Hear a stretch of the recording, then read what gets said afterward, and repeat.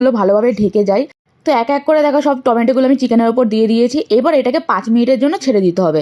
তো 5 মিনিট পর আমি ঢাকনা খুলে দেখলাম যে টমেটোগুলো সেদ্ধ হয়েছে কিনা। তো টমেটোগুলো খুব ভালোভাবে সেদ্ধ হয়ে গেছে। এবার আমাদের কি কাজ, এবার আমাদের এই টমেটোর যে স্কিনগুলো ওগুলো এখন আলাদা করতে হবে টমেটো থেকে। এই স্কিনগুলো কিন্তু ওখানে রাখা যাবে না। তো স্কিনগুলো দেখো আলাদা হয়ে গেছে। এবার আমি টমেটোগুলোকে এর মধ্যে স্ম্যাশ করে দেবো।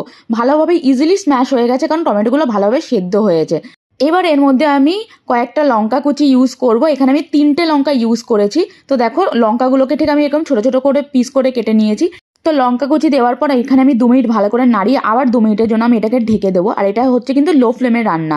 প্রথমে আমি মিডিয়াম ফ্লেমে করছিলাম, বাট এখন মাংসটা অনেকটা হয়ে গেছে, তো এখন লো ফ্লেমে রান্নাটা করছি। আর এখানে আমার মনে হয়েছে তেলটা অনেকটাই বেশি হয়ে গেছে, তো তেলটা আমি এক্সট্রা যে তেলটা ছিল সেটা আমি তুলে নিচ্ছি।